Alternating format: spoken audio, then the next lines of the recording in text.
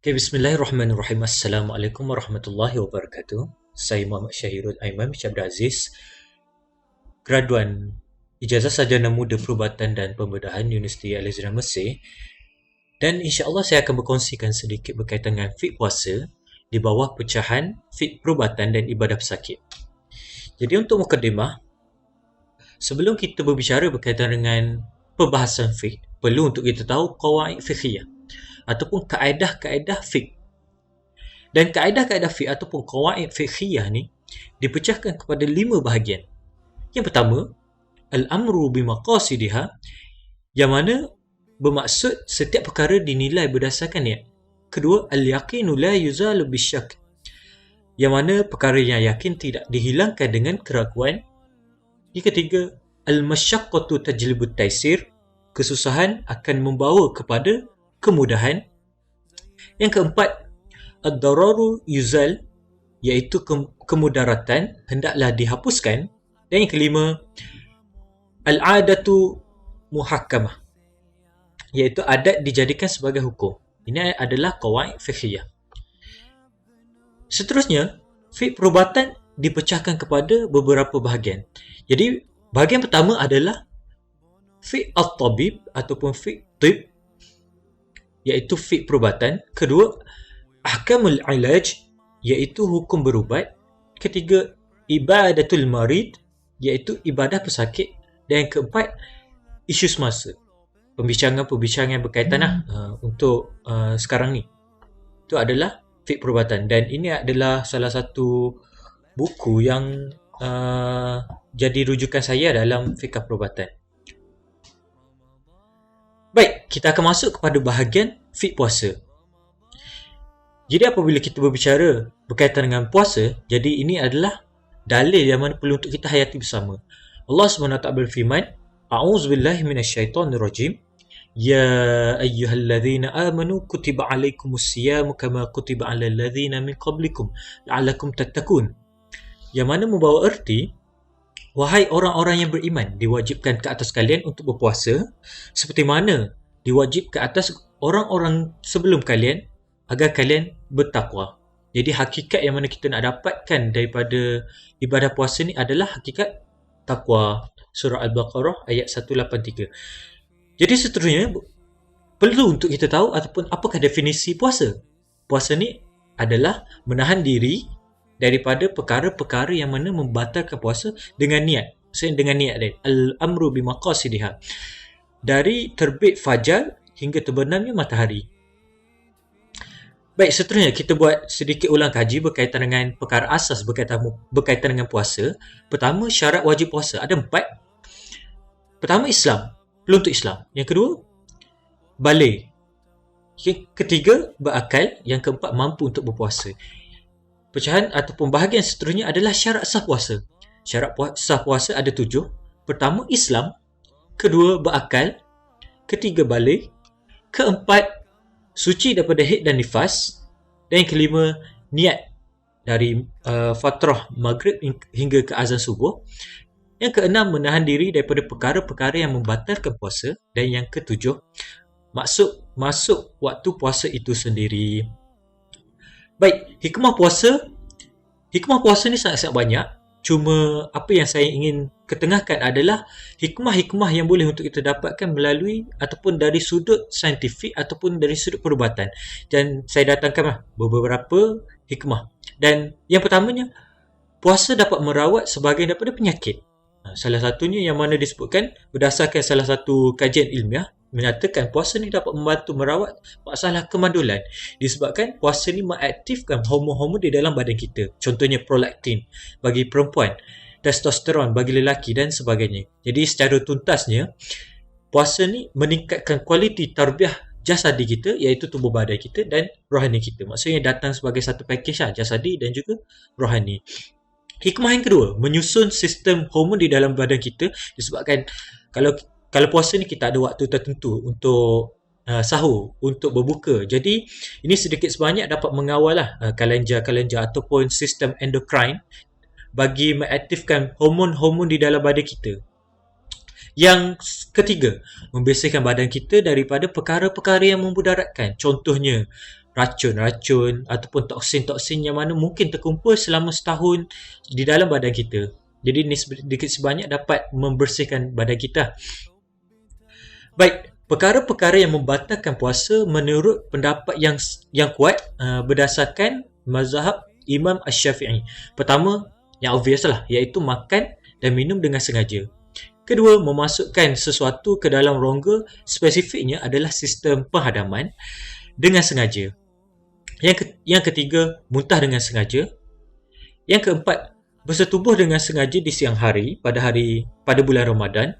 Maksudnya bukan semata-mata perlu untuk qada puasa, tapi diwajibkan ke atas si suami kafarah. Yang kelima, mengeluarkan mani dengan sengaja walaupun setitis. Yang keenam, keluar haid dan nifas. Dan yang ketujuh, gila dan murtad. Ini adalah perkara-perkara yang membatalkan ibadah puasa. Baik, seterusnya kita masuk kepada pembincangan isu semasa. Jadi berdasarkan persidangan IOMS, iaitu Islamic Organization for Medical Sciences kali ke-104, yang mana menyatakan satu kesepakatan dan telah mengeluarkan satu kesepakatan bahawa rawatan-rawatan di bawah tidak membatalkan puasa. Jadi apakah rawatan-rawatan moden tersebut? Jadi pertamanya adalah ubat titis mata dan titis telinga, tidak membatalkan puasa. Kedua, tablet nitroglycerin ataupun sublingual nitrate yang mana digunakan untuk tujuan merawat sakit jantung, tidak membatalkan puasa. Yang ketiga, semua jenis rawatan yang melibatkan kemasukan benda ataupun ubat ke dalam faraj, contohnya vaginal suppository, pencucian ataupun vaginoscope ataupun digital examination ataupun tangan doktor yang dimasukkan ketika pemeriksaan ke atas pesakit. Okey. Seterusnya, yang keempat, sebarang bentuk tube ataupun bahan yang mana dimasukkan melalui saluran kencing, contohnya ureteroscope, barium ataupun pencuci uretra, maksudnya tidak membatalkan puasa. Seterusnya, yang kelima, dari sudut pergigian, iaitu tampal gigi, gosok gigi, cuci gigi, sebagainya, selagi mana tidak ditelan, tidak membatalkan puasa. Seterusnya, yang keenam, semua jenis suntikan kecuali parenteral nutrition, contohnya kalau inject ataupun masukkan selain ke dalam darah pasien, maksudnya tidak batal kecuali parenteral nutrition, contohnya glukos dan sebagainya, yang mana memberi nutrisi lah kepada pesakit. Yang ketujuh, penerimaan darah ataupun menerima darah. Yang ke-8, bantuan oksigen ataupun gas pelali untuk tujuan perubatan ataupun untuk tujuan pembedahan.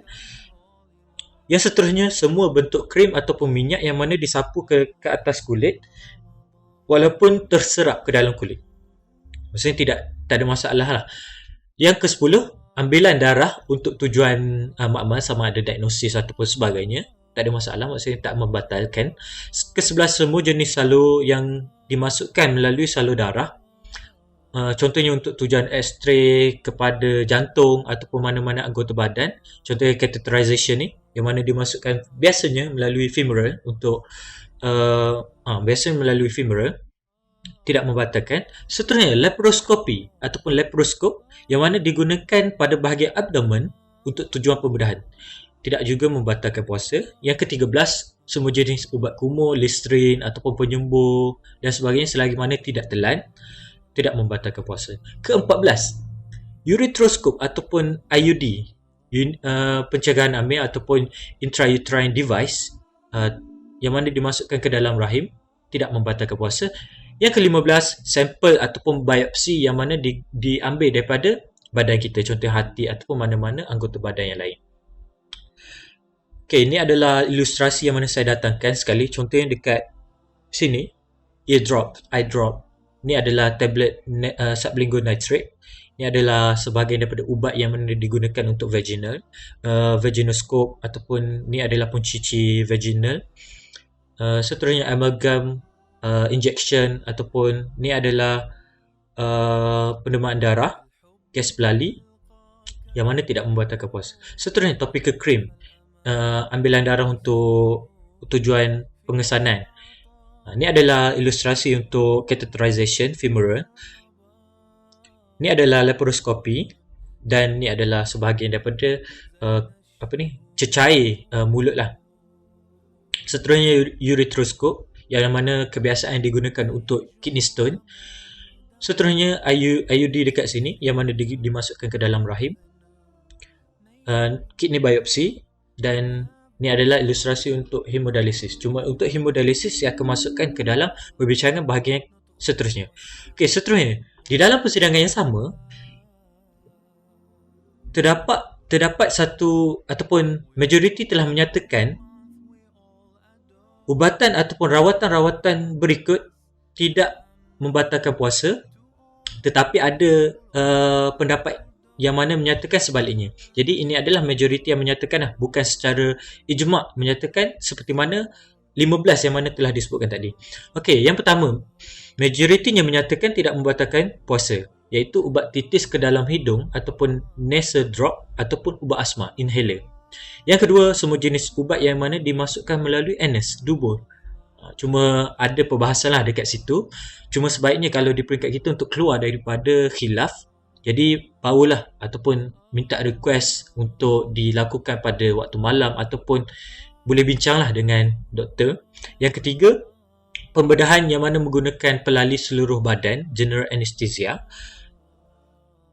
Yang keempat, suntikan untuk merawat buah pinggang melalui artificial kidney, contohnya dialisis yang mana disebutkan tadi, ada menyatakan tidak membatalkan, ada yang menyatakan sebaliknya.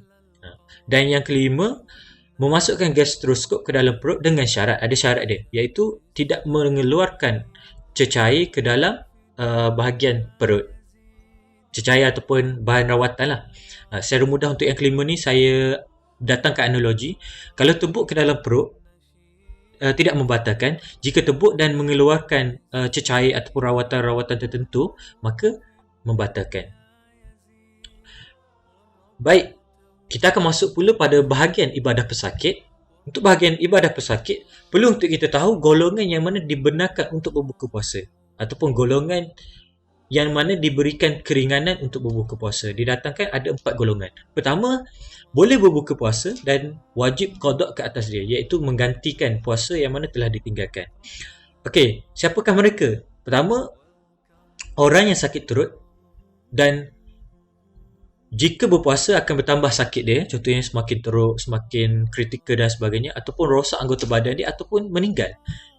Itu adalah golongan yang pertama. Golongan yang kedua, orang yang sangat-sangat lepah ataupun dahaga yang mana tidak tertanggung pada kebiasaan orang ramai, contohnya construction worker yang mana di bawah sinaran matahari yang terlampau lama dan sebagainya. Itu adalah contoh-contohnya. Yang ketiga, orang yang musafir melebihi 2 marhalah dengan syarat, ada syarat dia, iaitu musafirnya mereka sebelum masuk waktu subuh. Okey, golongan yang kedua iaitu mereka yang boleh untuk berbuka dan wajib untuk membayar fidyah. Siapakah mereka? Iaitu orang-orang yang tua dan tidak mampu lagi untuk berpuasa, ataupun pesakit yang tidak mampu puasa dan tiada harapan untuk sembuh. Jadi wajib ke atasnya fidyah.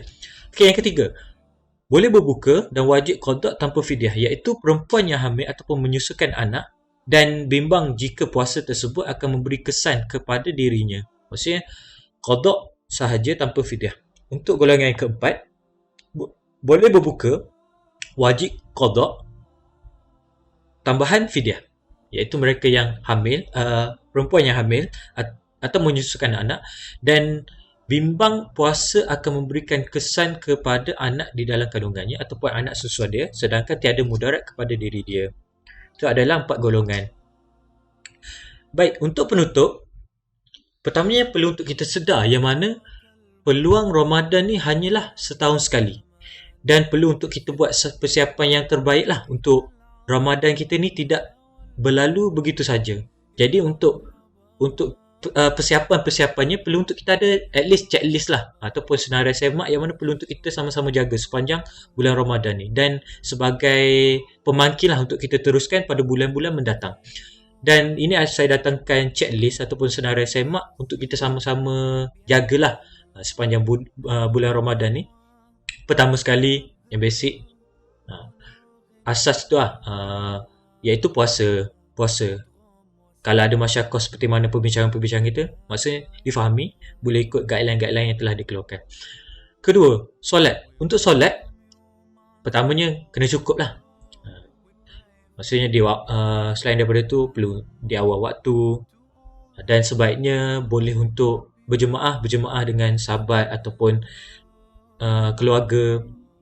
Kalau macam saya sekarang ni tengah di pusat kuarantin, maka solat seorang lah, tak ada masalah atas kekangan ataupun keadaan masing-masing. Okey, yang ketiga, Al-Quran. Al-Quran letakkan at least lah, saranan saya khatam sekali lah at least pada bulan Ramadan. Bolehlah ikut kesesuaian keadaan masing-masing. Yang keempat, tarawih. Tarawih kalau boleh juga untuk kita cukupkan, bolehlah susun keadaan sama ada nak buat secara berjemaah ataupun dengan family ke bagaimana. Bergantung. Yang kelima, sedekah. Sekarang ni sangat-sangat mudah untuk kita memberi sedekah. Jadi dengan satu klik pun boleh untuk sedekah. Jadi manfaatkan peluang Ramadan ni untuk kita bersedekah, perbanyakkan. Yang keenam, qiyamul lail. Qiyamul lail, kita kebiasaannya akan bangun untuk sahur. Jadi sebaiknya untuk kita bangunlah lebih awal sikit untuk kita bangunkan malam kita sekali. Maksudnya dengan tahajud, baca Quran ataupun apa-apa amalan lah, solat sunat yang lain ke. Jadi bangunkan malam kita, bangunkan Ramadan kita. Yang ketujuh, doa. Perbanyakkan doa sepanjang bulan Ramadan ni. Banyak waktu-waktu yang boleh untuk kita berdoa sepanjang bulan Ramadan ni. Ini adalah checklist yang boleh untuk kita sama-sama jaga. Dan insya-Allah sebagai penutup saya datangkan hadis daripada Rasulullah sallallahu alaihi wasallam bersabda, "Man shoma Ramadanan imanan wa ihtisaban, ghufira lahu ma taqaddama min dzambih." Iaitu barang siapa yang berpuasa di bulan Ramadan dengan keimanan dan mengharapkan pahala ataupun balasan daripada Allah SWT, maka dosanya di hari yang lampau akan diampunkan insya-Allah. Hadis riwayat Bukhari. Jadi sekadar itu saja daripada perkongsian seberingkas untuk topik fiqh puasa di bawah pecahan fiqh perubatan dan ibadah pesakit. Jadi kalau ada sebarang persoalan ke sebagainya, boleh untuk diajukan, dan kalau boleh untuk kalau mampu untuk saya menjawab, saya jawab. Kalau perlu untuk rujukan kepada orang yang lebih arif, saya akan rujuk guru-guru saya dan sebagainya untuk memberikan pencerahan insya-Allah atas kemampuan saya. Dan kalau ada perkongsian tambahan juga daripada sahabat-sahabat, sangat-sangat digalakkan untuk kita wujudkan diskusi ilmiah lah. Bukan saja-saja untuk kita buat perkongsian ni, untuk kita ilmukan diri kita dan ilmukan sahabat-sahabat kita yang lain. Jadi saya ucapkan selamat berpuasa dan selamat mengejar hakikat takwa. Assalamualaikum warahmatullahi wabarakatuh.